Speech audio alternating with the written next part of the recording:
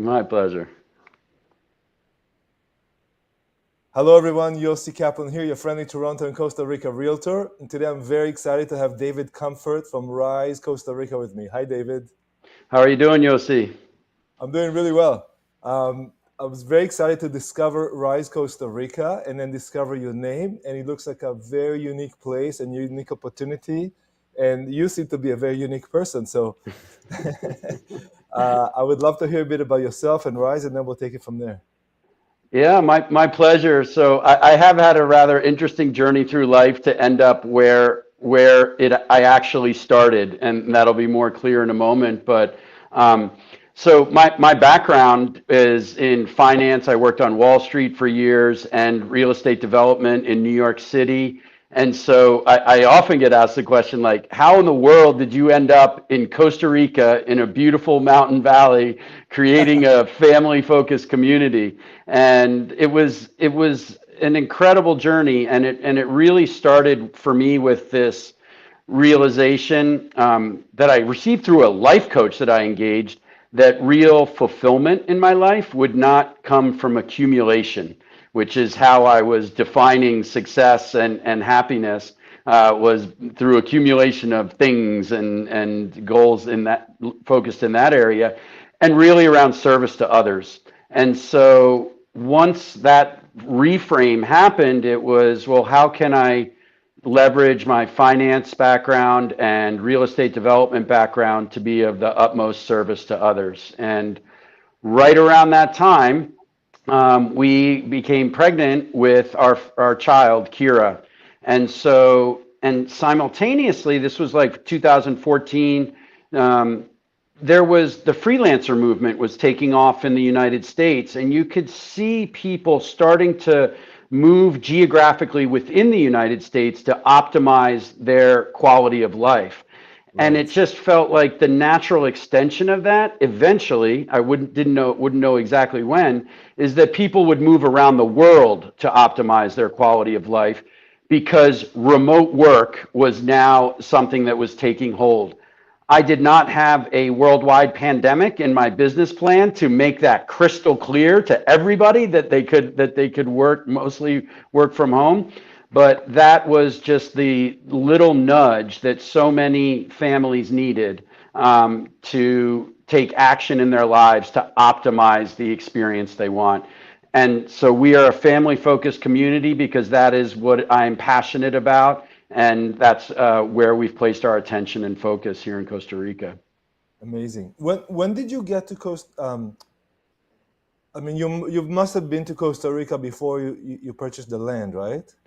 So, yeah, I mean, I had a checklist of things that I wanted a country where we were going to do this project to check off. And those were accessibility to the United States, similar time zone, great climate, in terms of warm weather, abundant water, political stability, currency stability, low cost of construction, safe, secure. And so Costa Rica seemed to check off the most boxes. And I, in fact, had not been to Costa Rica before that search began. And then it became very obvious to me that Costa Rica was the destination that would fulfill all of those goals. And so then it became a question of where in Costa Rica. And initially, I was focused on the coast because just naturally, you think of Costa Rica, you think of the coast. But after a year, I realized that the coast is not the place for our project. I prefer cooler temperatures, Right. less humidity, less bugs, access to an urban center to support family living, abundant water. And there are areas of Costa Rica that have water issues, that they don't have enough water.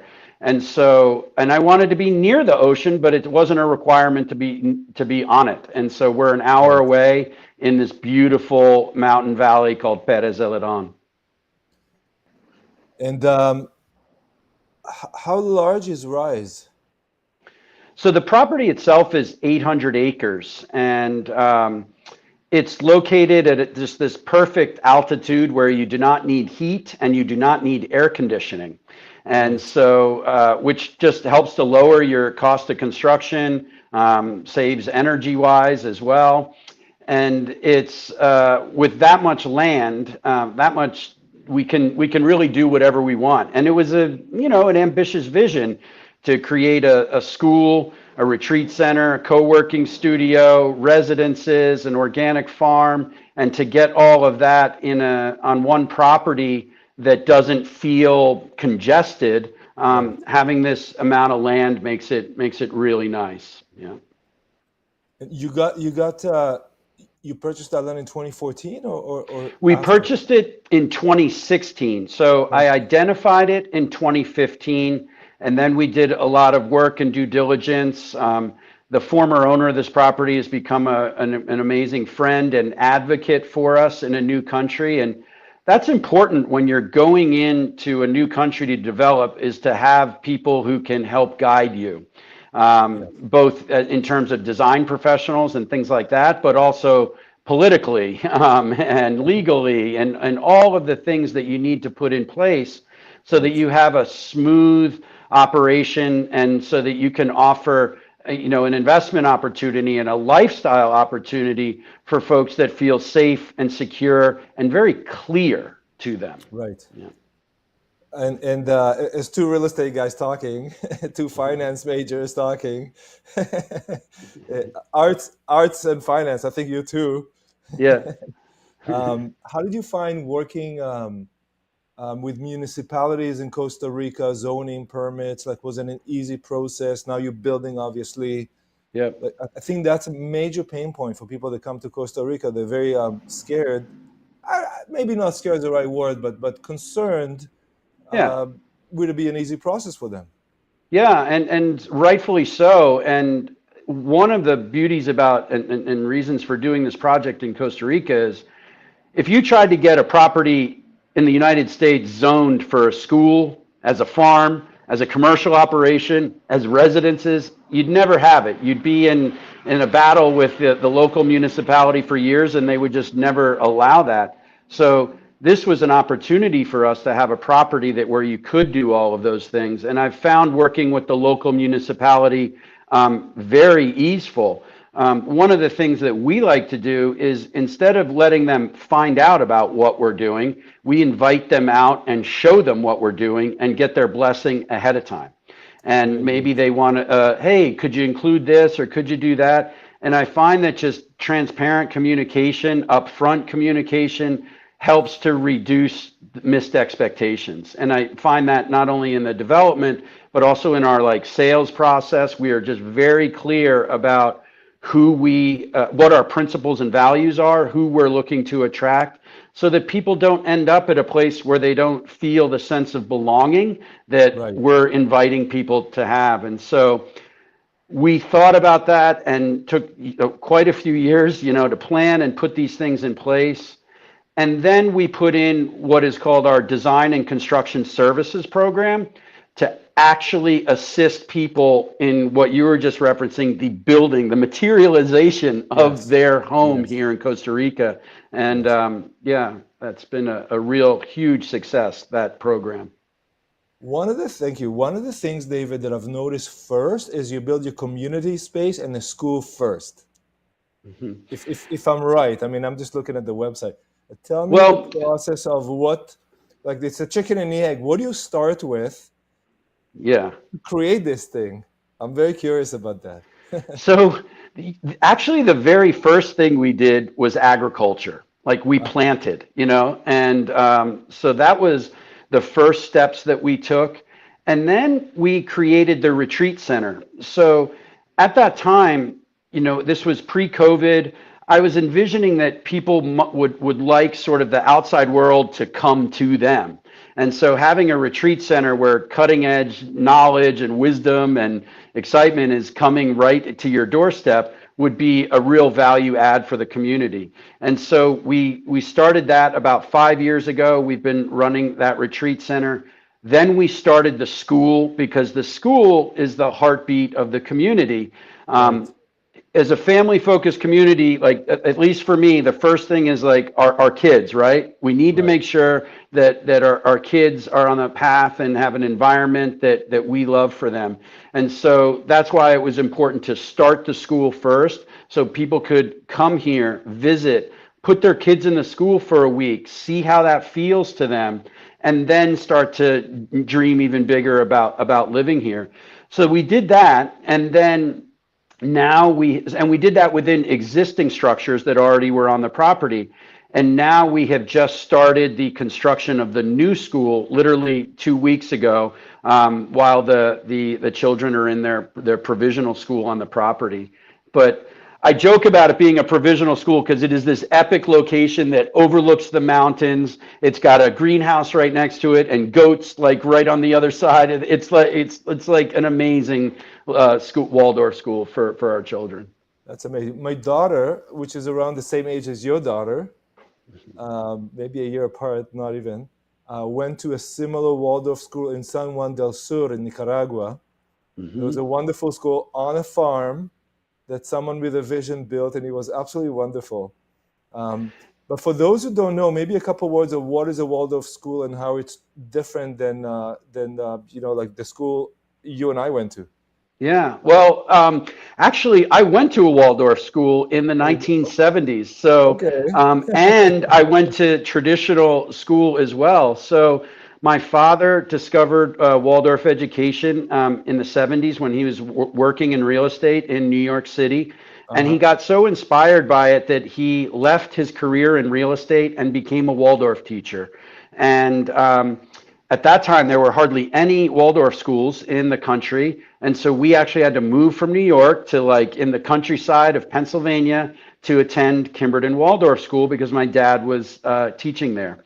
And Wonderful. so that began my educational journey with Waldorf. And, you know, at the time, you're just a kid. You don't know that it's different from anything else. But now I know how different that educational model is and how beneficial it is for young children. And what Waldorf emphasizes is really educating the whole body. So Right. not only the intellect and the mental, but the emotional, the physical, that's on the spiritual side. And they really emphasize creative play, especially in those younger years. And so what they often talk about is we don't just teach skills, we grow capacity. And I cite that a lot because that is exactly what I felt like as I entered the adult world. Children have this limitless capacity when they're born, and you can see that in their play at age 2, 3, 4. And so the idea is to not stifle or smother that into one area, but allow that to flourish and nourish it so that when they enter adulthood, literally everything is on the table for them. What direction do they want to go? Do they want to do multiple types of things and adapt in their life? I went from finance to real estate development to Rise. I also have a kombucha business here in Costa Rica, and so I feel like that the flexibility to pursue really anything you want in life for me came from that founding education in the Waldorf system. And so we are recreating that, and there's a deep connection that educational model has to nature, to Yes. outdoor play, highly limiting device use, and I just found that to be really beneficial for my child and those that she plays around with. Very good. Thank you. What, let's take that and move towards the idea of. I want to ask you a bit about, except for the 800 acres, the size of Rise. Like, where do you see Rise going in terms of population, in terms of structures? Yeah. Just like a high level. This is the residential, commercial business, what people do there. But maybe a bit Hmm. of that. So the first phase has roughly 55 lots. There is a second phase that sort of connects to it that is another 40 lots. This is the first phase here that That's that I'm showing. correct. That's the Yeah. first phase right there. And we're about close to half sold out. And so near there, there's also obviously the school is integrated into that phase one area down there, and also the commercial area. So Right. one of the things that is exciting for me is the co-working studio. So I see that as like the school for adults, right? And so Right. one of our core values in our community is around entrepreneurship. Like I don't like to live in lack. I like to create an environment of prosperity and flourishing so that we can all do the things that feel good to us, in our lives. And so I happen to enjoy being around other entrepreneurs and creatives and just action focused people. It's really enjoyable for me. So the co-working studio for me is an important component. And it's actually in an area of that it's already exists here, the stables. We're going to be repurposing that. And what this really feels like to me is a business incubator. There's so much opportunity in this valley if you want to try something new and different that's even outside of what you've been doing all your life. And I use the kombucha business as an example. I knew nothing about the beverage industry, like nothing. I just knew that I like to drink kombucha. And so we started that business here in Costa Rica a few years ago. It's turned into a multi-million-dollar business. We are soon to be exporting to the United States. It's nationwide here. And I feel like the competitive landscape invites that because it's not like it is, at least in the United States, where everything is so hyper competitive. You got to get like 9 out of 10 things right to Yeah. succeed, and Yeah. here maybe you got to get 4 out of 10. And so I feel like that invites us to take chances. It invites us to try something new. And when you don't have the drumbeat of a high cost of living constantly going on in the background, you can do that without feeling like you're putting your family at risk. And Hmm. so that to me is one of the things that moving here offers. I talk about it being like the highest leverage move you can make for your lifestyle. Like you can look at your budget and think, oh, I'm going to cut a little bit here, cut a little bit there. But if you move to a place and your cost of living goes down by 65%, like that one move makes every other decision a whole lot easier because you've just knocked out like one of the biggest sources of, for a lot of people, potential stress in their life. Now you can decide whether you want to work less or travel more or spend more time with your family. Like these are all choices that you get by making a high leverage move. And I know in our businesses, like we're always looking for that. What's the one move that cancels out the 20 other moves that I need to make? And so Yeah. this is, to me, moving to Costa Rica was that move for us and the families that have been here. Very good. That's a great view. When your costs are lower, you can afford more daring steps and maybe get closer to your dream and not risk it all. Like I can, and obviously, the boat, it goes from here to there, but there's a lot of mistakes, trials, and tribulations in life, and that what lower cost of operation allows you is to get. Because you know what, you're gonna hit these problems. Like I have projects I thought it's gonna take me 6 months, and I'm on my third year, and like finally birthing, and like, oh my god, it took me like 1,000 hours instead of the 100 I thought Yeah, because of this. So that's right. great. But you Let's, got to yeah. enjoy this. Like that's Yeah. the thing. But like if you're not, if that just feels like work and you're not enjoying it, like you'll just be on ever trying to reach these goals and That's true. versus enjoying the present. Yeah, yeah. Hmm. Let's talk a bit about real estate because I think that's what everyone wants to know. Let me see if I can figure out how to bring that that map back. But talk to me about the. Oh, here's one. Where's David? 1 second. I'll resort everyone here. Hmm. Oh, oh. All right. So, David, talk to me about a bit about the real estate, for more from like like someone who wants to come and live, but obviously is also an investor. Hmm. How does it work? Anything you want to share about investing? And maybe it's not. I'm not sure, but maybe there's other ways to invest than to just buy the lot. Yeah, so we actually have a unique structure that we put in place for this project, and most real estate that you purchase, in at least in the U.S. and is fee simple title.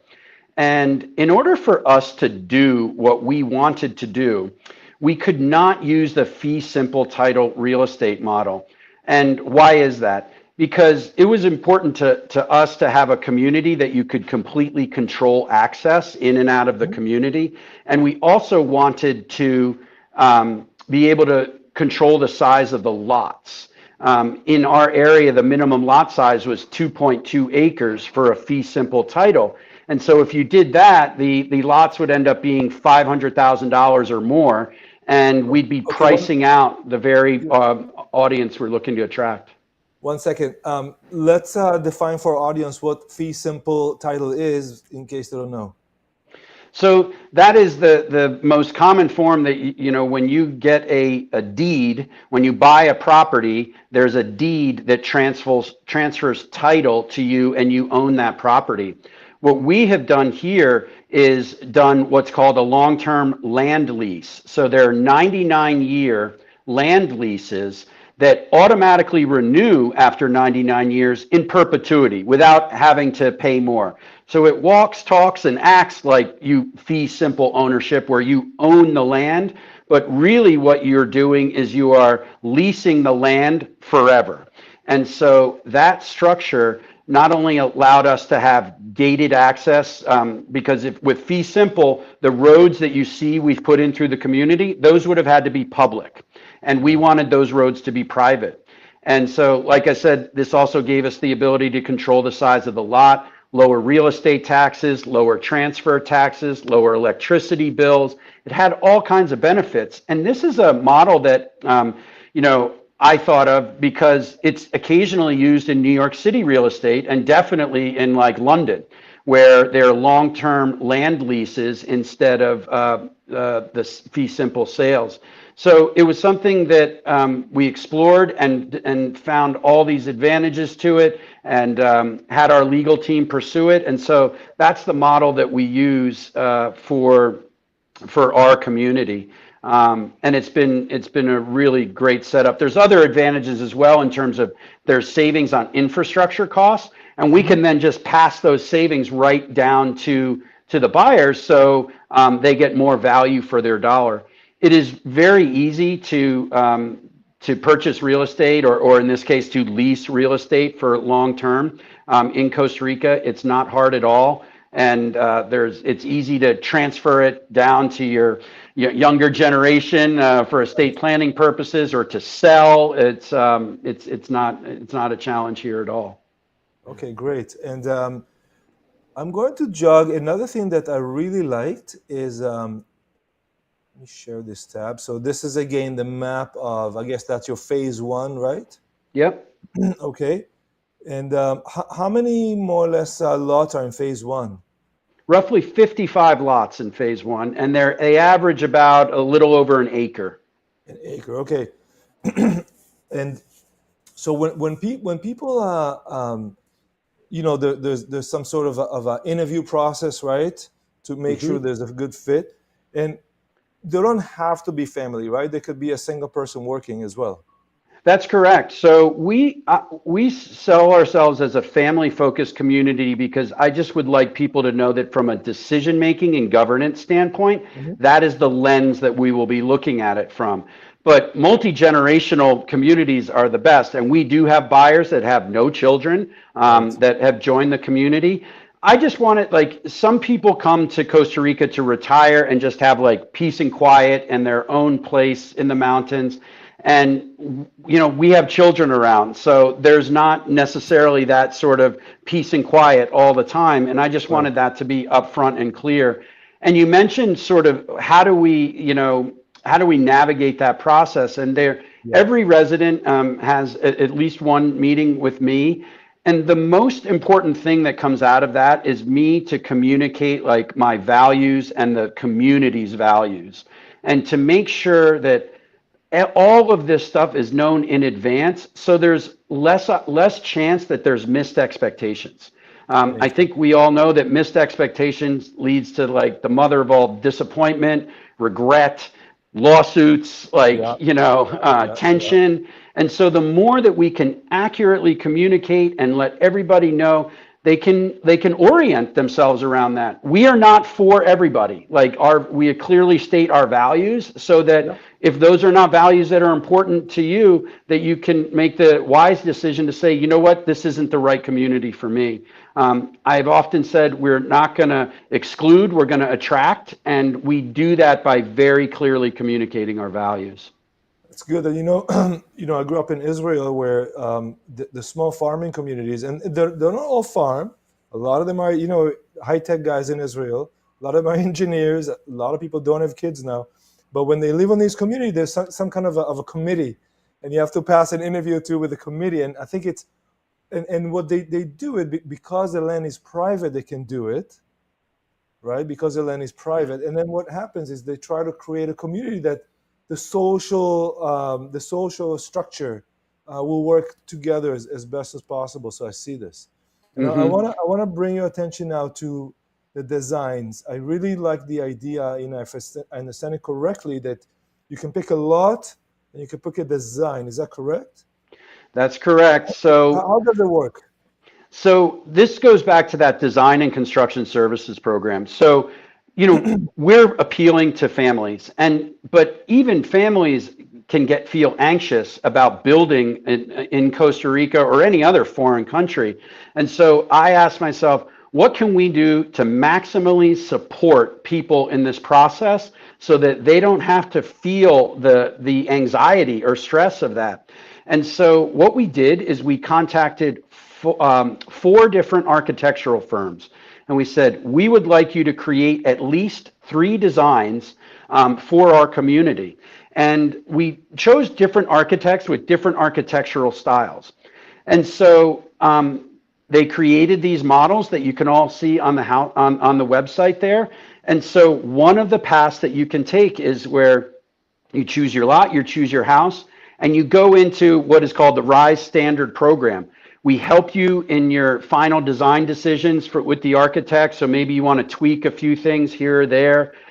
We help you get the bids or the contractors. We coordinate and oversee the construction. We have interior design packages that we share. And basically to take all of that decision making and make it much easier for people, and to give them guidance and insight that will make that process smooth, because we have families, we have Right, obligations, we have work. Like, to manage right, that process from afar is tough. And this was a big this was a big undertaking on our side. Like, no, as far as I know, nobody else is doing this in Costa Rica. We spent months. It may sound like this is a simple support program, but it's not. And so, putting all the resources in place to guide people. We now have 11 homes and this just started a couple months ago, that are in this process with our team, and it's going so smoothly. It's amazing. I actually have a residence call in 30 minutes, and every time I'm on that call with all our residents, I say, anyone have anything to share about, like, challenges or unexpected things that are happening in their process, so everyone can be aware. And so far they've just been like, it's so smooth, I can't believe it, it's been amazing. And so I really love the designs on there. And maybe somebody says, I want to do their own custom home. We have that in our program as well. So there's 3 different service levels. There's basic, where somebody does all the design and construction themselves on their own. Then our standard service, which we just talked through, and then the custom service is where we help them through every little step of the process, including finding their own architect that is not one of ours. Like, let's say they don't want to use one of our architects, they want to use somebody else. So that's how we help people in the process. that's very good. There's one other place in Costa Rica is doing this, and that's a couple of projects I'm working on. Oh, great. Great minds things alike. But I'll tell you, I'm working on some lots, selling some lots in Playa Lagarto, which is just outside Tamarindo. And Hmm. I've actually put a call for proposals for architects and designers to give me sketches for houses, because when we sell the land, I know how difficult it is coming from construction background, real estate background. I got the background in finance. It's mind boggling, even for someone like me who's been in it for 20 plus years. So the idea is to get some designs, and then someone can say, okay, I'm just want to buy a package deal. Right. And they can Package deal. visualize it. David, They can see here's it. 300 or 400 or $500,000. What can I get for this? I just want to show up. Give me the keys. Is that possible? More or less to do. Yeah, so let's talk about, a lot of people ask about construction costs. And one of the reasons Right. that I mentioned earlier that we chose this area was there's a concrete facility 20 minutes away from our property here. That's Uh-huh. huge because Right. part of the reason that the cost of construction is so much on the coast is getting all the materials out there. But when Right. you're relatively near an urban center, even though when you're here, you'd have no idea that you're that close to an urban center. Like Right. you can build for a lower cost per square foot. So right now we're guiding people to like $100 to $110 per square foot. Yep. But we've had a house come in at $90 per square foot. There's almost a 3,000 square foot house for $250,000. So, depending on your Almost a design dealer's deal. choices and finishes, you can do that. Right. And we should say the currency is US dollar that we mentioned. Like I'm quoting it in US dollars. Obviously, the currency here is colones.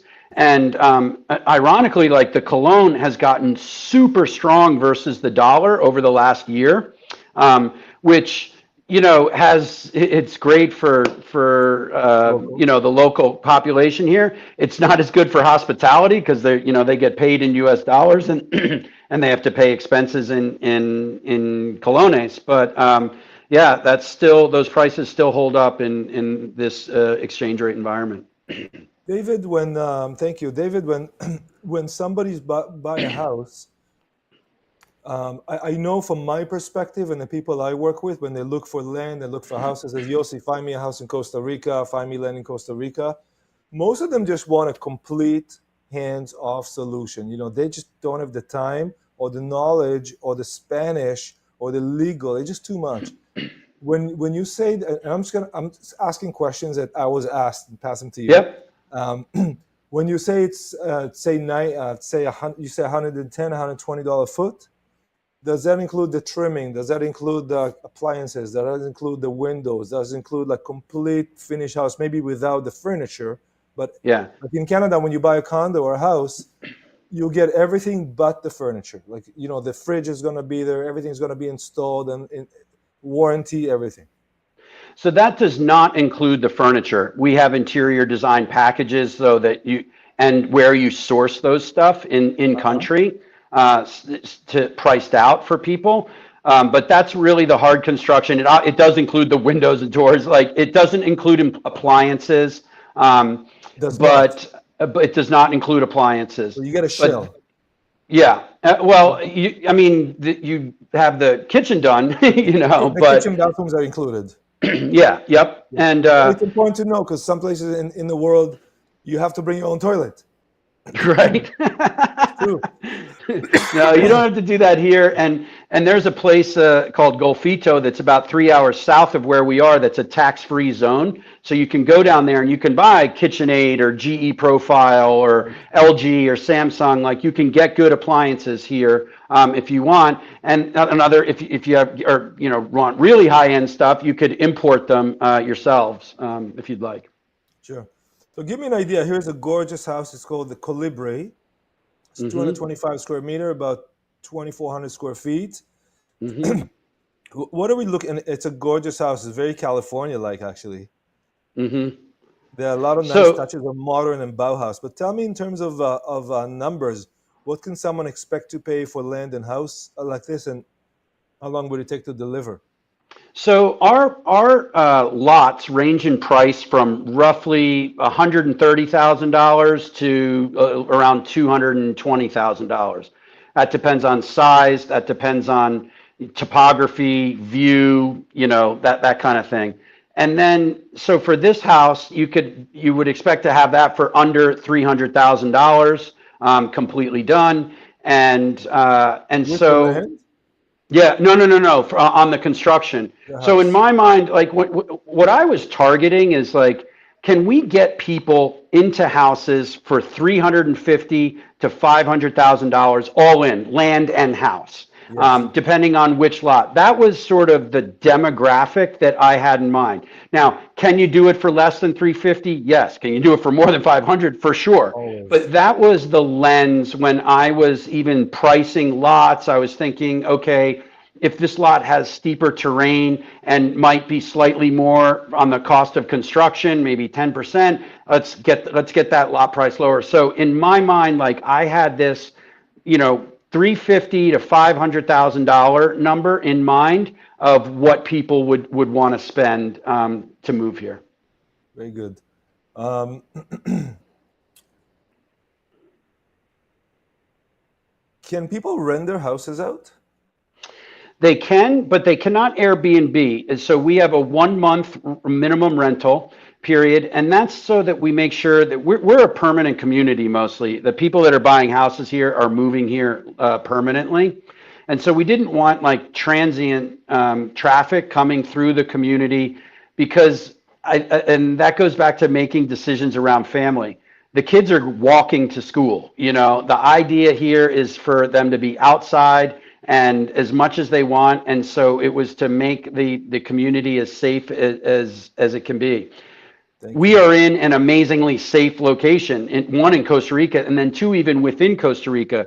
There's some petty theft that goes on the coast, and I've had my iPad and iPhone returned to me, my iPhone twice when it fell on the street, and I mean that's like a couple months' salary for some people that live here, and so it's a really safe area to be in.